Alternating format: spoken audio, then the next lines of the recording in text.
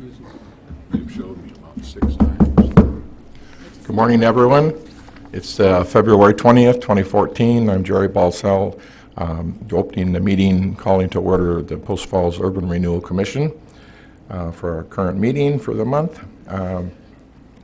We'd like to have the roll call, please, Mr. Lean. Yes, Chairman Baltzell. Here. Crosby? Lynn's here. Commissioner Crosby? I'm here. I can't barely hear you. Okay. Carstensen? Here. Coles? Here. Rehrman? Here. And Babbage? Here. Thank you. Okay, thank you very much. Would you all please stand and join me in the Pledge of Allegiance? I pledge allegiance to the flag of the United States of America and to the republic for which it stands, one nation, under God, indivisible, with liberty and justice for all. Well, good morning again, and thank you all for being here today in this early hour and with the snowfall and everything. First of all, we'll be under ceremonies, appointments, and announcements. And in the past month, we have interviewed an individual to replace or fulfill a remaining term for the one that was vacated by Bobby Rollins. The interview committee was myself, Executive Director Lean, and Commissioner Babbage.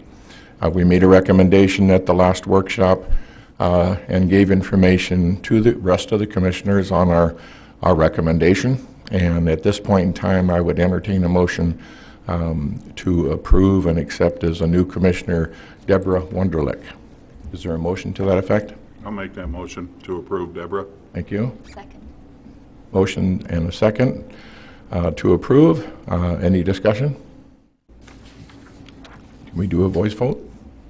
Yes. Okay, all those in favor say aye. Aye. Opposed, Aye. same sign. Motion carried, and with the Executive Director, please note that as a unanimous acceptance.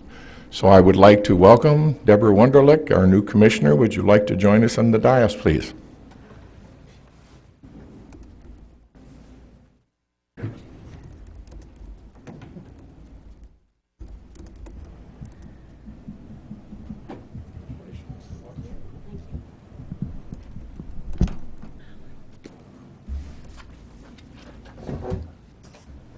Okay. Are there any conflict disclosures that we need to address this morning for anything that's on the agenda?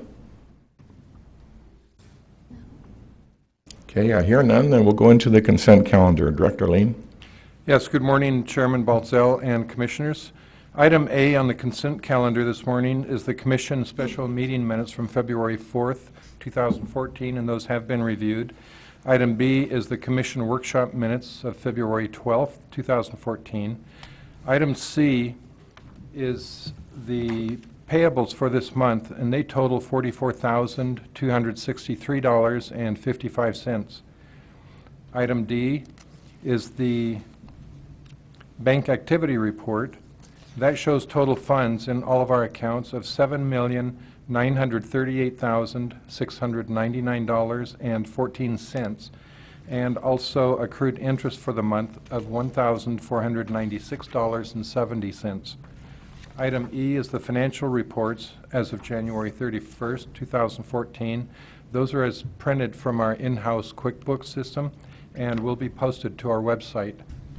Your approval of the consent calendar will authorize the transfer of $1,496.70 accrued interest to the general fund, and also transfer to the INB checking account of $44,263.55 for general payables. Chairman Baltzell, I would answer any questions. Are there any questions on the consent calendar?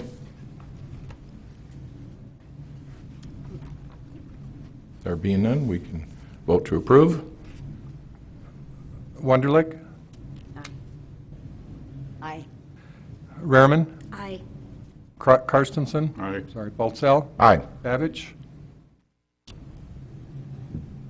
I'm sorry, was there a motion? Yes. Chairman Baltzell asked for Motion to approve. I would make a motion Yes. to approve the consent calendar. Okay, Second that. could do it more formal. We'll go back, start over. Wunderlich. Aye. Thank you. Rariman. Aye. Carstensen. Aye. Baltzell. Aye. Aye. Babich. Coles. Aye. And Crosby. Aye. Okay, motion carried. Thank you.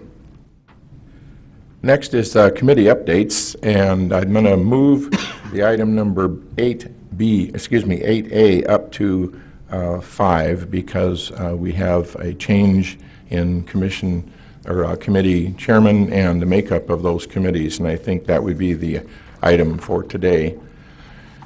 And so that would be the Finance and Policy Committee will be chaired by Larry Carstensen.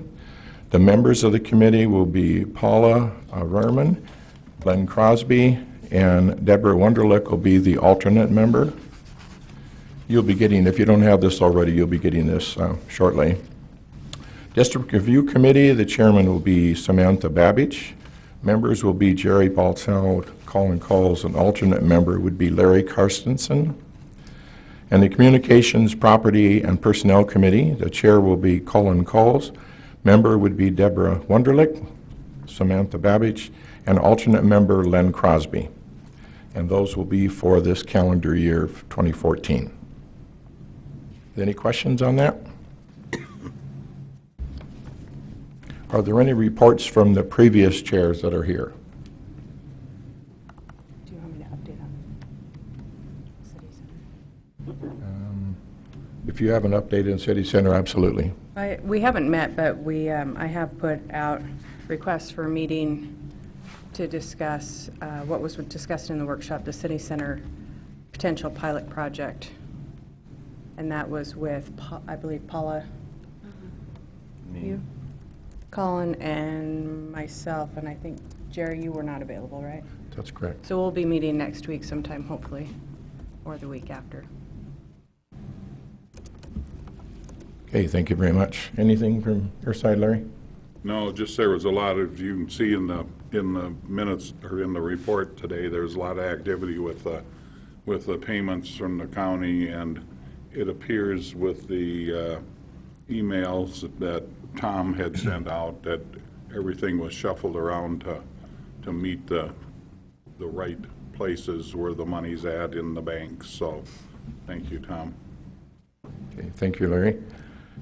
Okay, at this time, we'll take any citizen comments that are out there today that you'd like to bring forward. This section's agenda is reserved for citizens wishing to address the commission regarding an agency-related issue. Comments related to the future public hearing should be held to that public hearing. Persons wishing to speak will have 5 minutes. Are there any persons wishing to speak at this time? Seeing none, we'll move on to unfinished business. Director Lean, would you like to give us a status report, please, on the Greens Ferry overpass? Yes, Chairman Baltzell. On the Greens Ferry overpass status, we had December expenses totaling $30,132.49, and total expenses to date are $590,303.73. Regarding schedule, just an update on this. The Greens Ferry Overpass project is currently in the request for proposals stage. The RFP was released to 3 shortlisted teams just a few weeks ago, actually on February 5th, and the proposals are due April 24th, 2014. Now, in the next few weeks, the proposing teams, which are Max J. Cuny Company, Ralph Wadsworth Construction, and Wadsworth Brothers Construction, they will be beginning their concept designs. A kickoff meeting has been scheduled for today.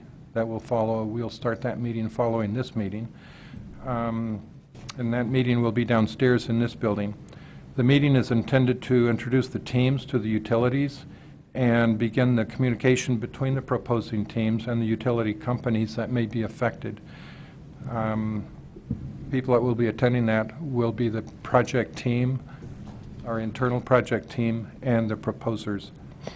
It's also a great opportunity for the design-build teams and utility companies to express any concerns, ideas, or various utility collaborations they may have about relocating utilities in the Greens Ferry corridor, and for the proposing teams to ask any questions they may have at the beginning of the design stage. On second item I had on there was, are there any questions I can answer on overpass project? Okay. Second item under there was Expo second addenda. Watson and Associates has been seeking a second addenda to the original settlement agreement, providing for an increase to the dollar amount of improvements. The original $4.7 million was paid down to about $3 million based on submittals for about $1.6 million, submittals for reimbursement. But some additional current estimated cost on the roads will bring the new total up to about $3.5 million. That's an increase of about $508,000. I spoke to the bank in Spokane that Watson is working with on structuring his financing for the next phase of construction. The loan officer indicated that they are very supportive of Watson and his development efforts. They feel he is very transparent and has strong work ethics and integrity and is very highly regarded. Having this full approval helps reduce the risk to the bank of not having loan coverage and also eliminates extra expense of resetting the loan at a later date if they have to redo that to add additional money to cover the full construction. So that's my Okay. comment. I just thought I would Thank you. have that. Thank you. And we did discuss this at length at previous meetings, including the most recent workshop, and I would like to open the floor to any discussion among the commissioners at this time.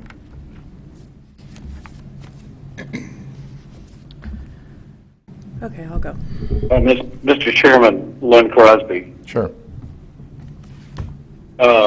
First of all, I have to commend you for the many times you've commuted by means of the speakerphone. It's very difficult to follow the meeting. I just would like to raise the same objections that I voiced at the workshop. Again, we have approved a payment which, in essence, would complete our obligations to this proponent and allow us to consider shutting this district down and returning the increment back to the city and the other taxing entities, reducing the burden on the individual taxpayer, and further my reservations that the majority of the improvements appear, based on the plat that was provided, to provide access for future residential development, which was not part of the original concept of this district, and should not is the type of development which should not be supported by taxpayer dollars in the form of urban renewal. So I would just renew those objections for consideration of the other members. Okay, thank you, Len. Any other comments from commissioners? Tom, can I just ask you to clarify something? In the agreement, the settlement agreement, what was the total dollar amount that was approved in that? $4,702,000. And of that, how much, including the $154,000 payment that's due or payable now, how much of that $4.7 million has been? Watson and Associates have submitted 8 reimbursement requests for different phases of construction, and those total about $1.6 million, just a little over $1.6 million. We do have the $154,000 balance on that total of $1.6 million, and that leaves just a little bit over $3 million. Okay, so in theory, with no addendum to the agreement, there's still room for development from Watson, correct? Under the original agreement, That's correct. That's right. by $3 million? That's correct. So how, I guess my question is for Commissioner Crosby, how do you propose closing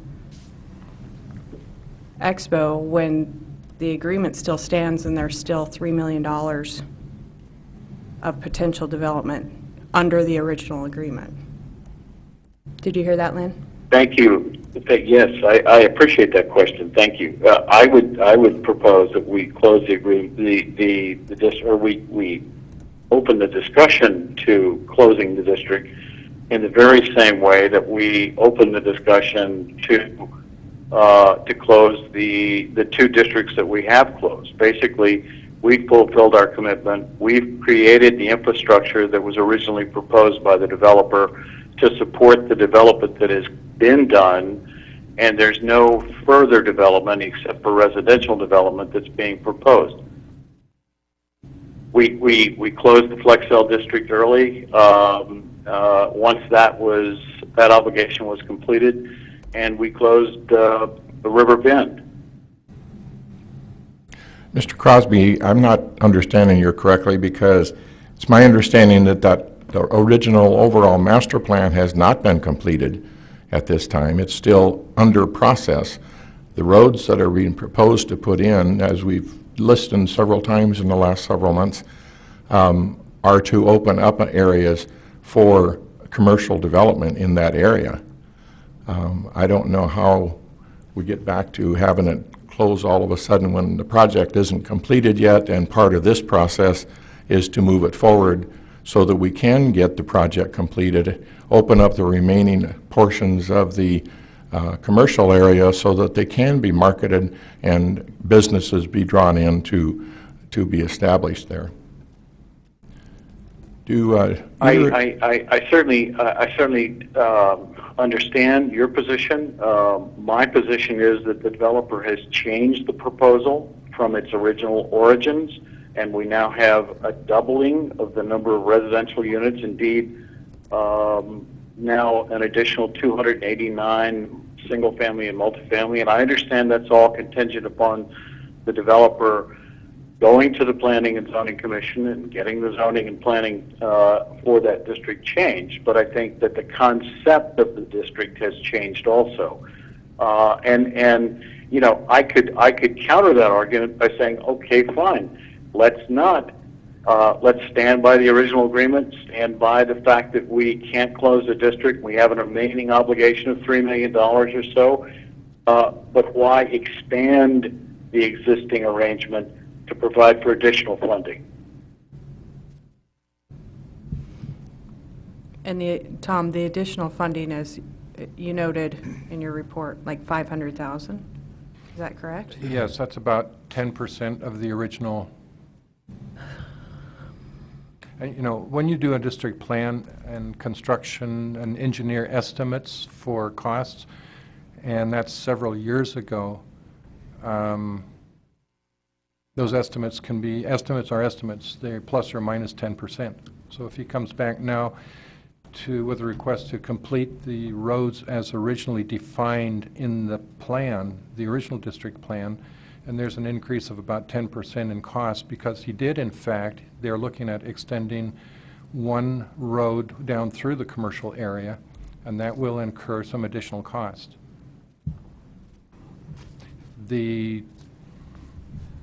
Watson and Associates have had discussion with the city about potential residential development in that area.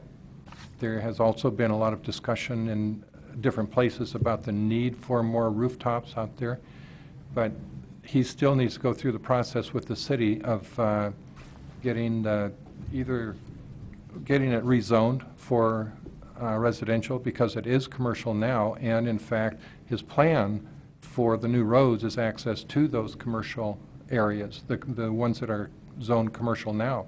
He needs those roads in there to sell the property and develop it in a commercial industrial status. In order to do any residential, he would have to get he would have to get the zoning changed, and to get that zoning changed, city is going to have to look at modifying the comp plan, the city comprehensive plan. So they will have to go through that process also. That's outside of what we're looking at today and approving the roads and the cost, continuing supporting his construction and development of the area, which today is on a commercial basis. I've also spoken to Bill Melvin, city engineer. He told me that the original plan submitted by Watson in the very beginning, the master plan included the roads improvements that we're currently addressing. It was part of that master plan. So we aren't doing anything different than the master plan, and they're going to move forward, as I understand it, with putting these roads in to open it up for the commercial retail opportunities that could be there regardless of what the city does having to do with the possible expansion of additional housing out in that area. Is that not correct, gentlemen? And they say that is correct. Any other? I've got Deborah? a question. Is there a sense of urgency in terms of this approval? I'm not that knowledgeable and am hesitant to be able to support something without more knowledge. But my question is there a sense of urgency, and why now? There's still $3 million that's available, correct? This is just a commitment for $500,000 more. They're in process of structuring the financing to cover their costs of the additional roads. And the estimated costs of that, overall costs, are about $3.5 million, a little over $3.5 million. If we say, no, we're only going to support reimbursement of $3 million, then they're not going to be able to complete all of the roads. They would have to restructure their financing at a later date. That's going to incur more costs, loan fees, financing costs. The $500,000 is not that much more relative to the total, and there's a lot of moving parts in this. I'm not trying to be evasive, but it is financially, structurally, it makes sense to go forward with this now. And Deborah, I know you're brand new, but we've been discussing this specific addendum for about 3 months at least that I know of. So we've had considerable amount of discussion on it, and that's not, it's not your fault, but it is something we've been talking about for some time. They have loan opportunities pending that they would like to take action on, that the bank would like to take action on. The construction season is coming upon us rapidly. To be able to have them move on. Any other commissioners have comments?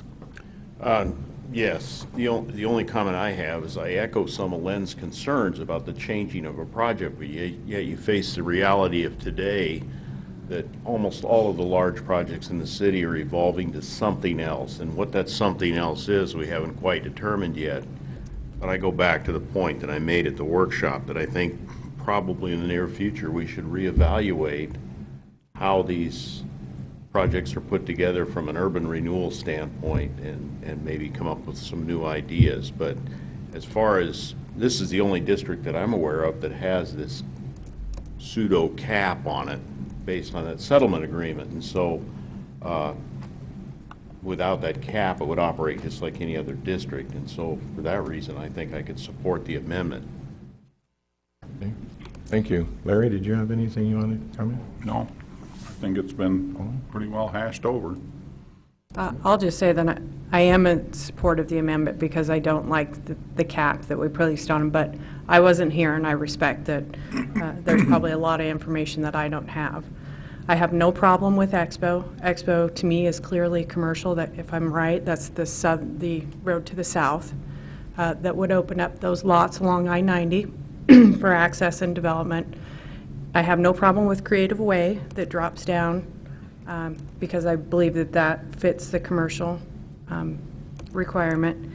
The only one that I hesitate on is Jacqueline, and I really don't hesitate on it. I'm still supportive of it because I do believe that it will feed not necessarily just that development that's proposed of that house, the housing development, but I believe it will feed from Pleasant View into what is Center Point and those businesses there. So with rooftops will come businesses and vice versa. So I'm supportive of the amendment. Very good. Thank you. 100%. Thank you very much. Okay. Do we have any reason why we would want to have any comments from the proponent? I think we have pretty well hashed it out pretty good. I would entertain a motion to approve the addendum as it has been submitted. Second. I'll make that motion. Okay. And you second it? Yep. Second. Okay. Samantha made the motion and Paula seconded the motion. Any further discussion?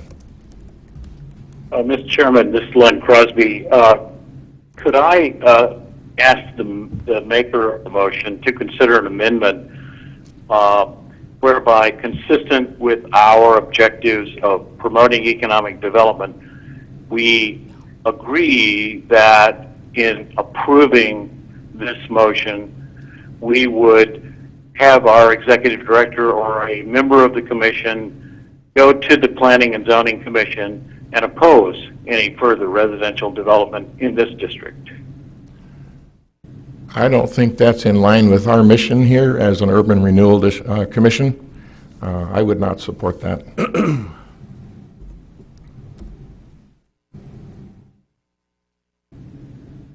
I'll leave my motion as it stands. Okay, you want to call the roll, please? Yes, Chairman. Commissioner Rehrman, Aye. Wunderlich, Nay. Coles, Aye. Babbage, Aye. Baltzell, Aye. Karstensen, Aye. and Crosby. Nay. Thank you.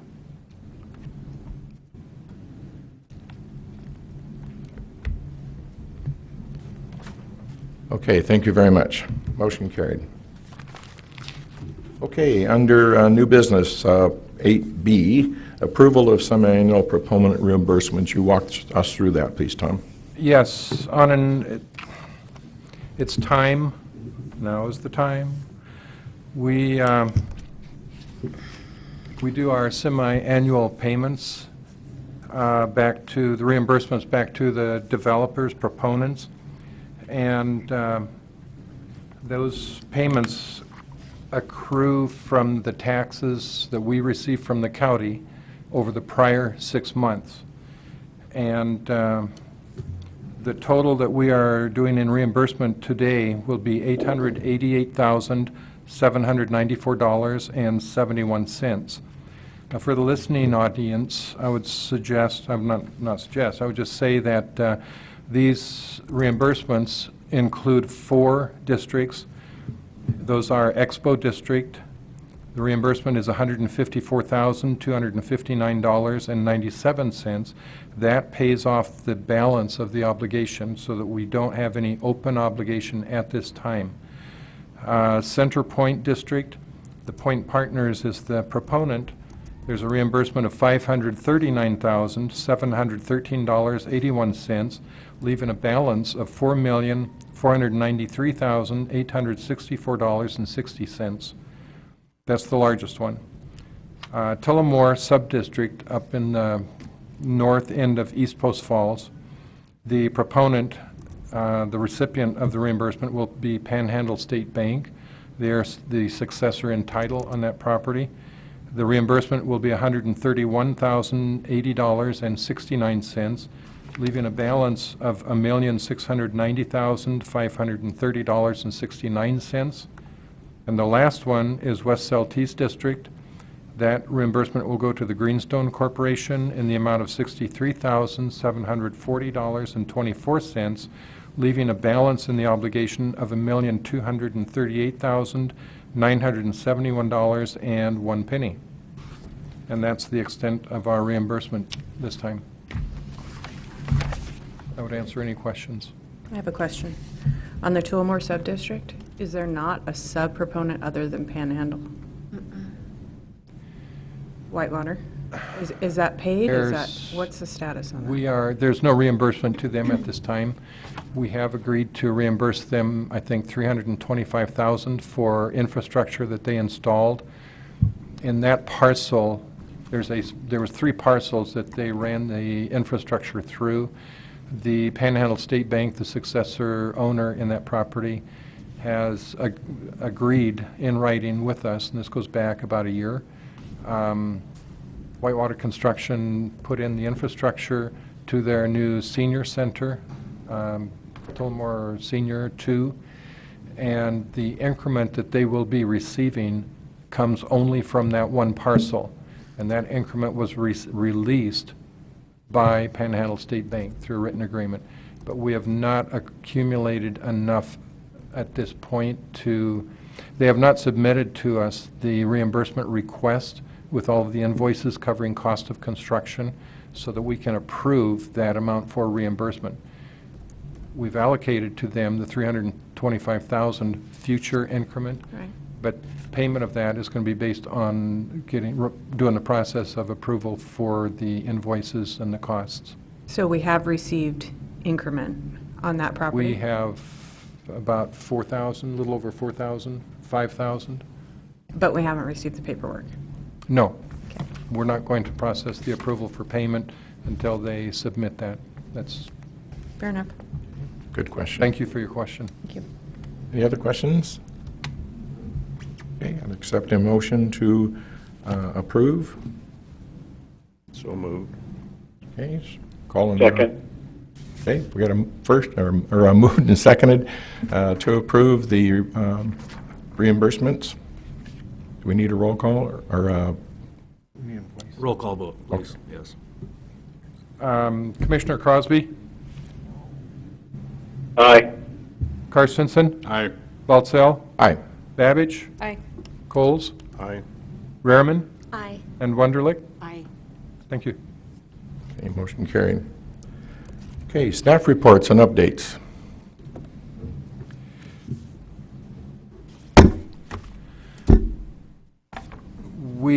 The only thing I have to report, and this, typically I don't do a report on this, but the information is included in the commissioner packet. Every month, Diane runs a review, a report on our website statistics. And this month, as an example, it shows that on our website, we had 298 visits from Post Falls, 166 from Coeur d'Alene, 134 from Spokane, and 77 from Kaysville, which is down in Utah, and that's where a couple of the proponents are that will be proposing on the Greens Ferry Overpass project. And we have several other locations, including Hayden, Boise, Washington State, Omaha, and Bellevue. So we actually get hits and visits to our website from points far removed. So we are popular. The last thing I would have would be a project status report on the city center plan, Spokane Street. The signal, I think a lot of the community is interested in this one. We're in process of completing the signalization on Spokane Street at 4th Avenue. Thorco Construction has put in the 4 poles on the corners to hang the street lights and the signals. They have the rest of the material on hand. They're just waiting for the weather to improve a little bit to finish that. We anticipate the signalization will be completed. It'll be lit and active probably within a couple of weeks. But that will be done, should be done totally by the end of the month. Spokane Street Corridor Project, Welch Comer submitted the final design to the city and has received comments back. They're working through those comments, and that should be completed in the next week or so.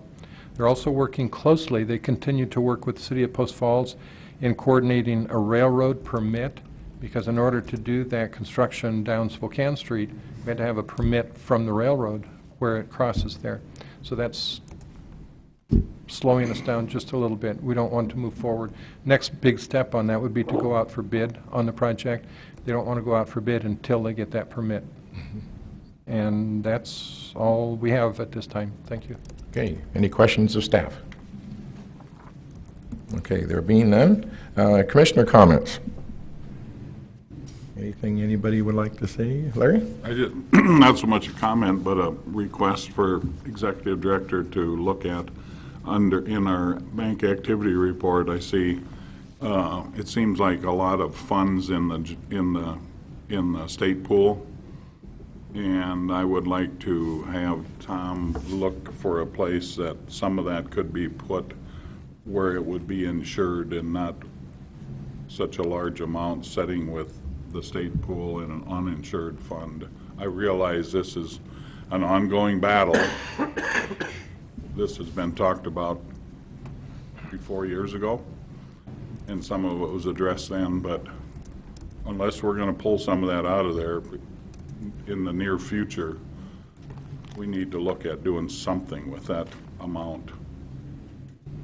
Just a request.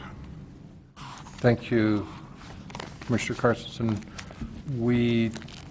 Diane and I do look at that on a regular basis.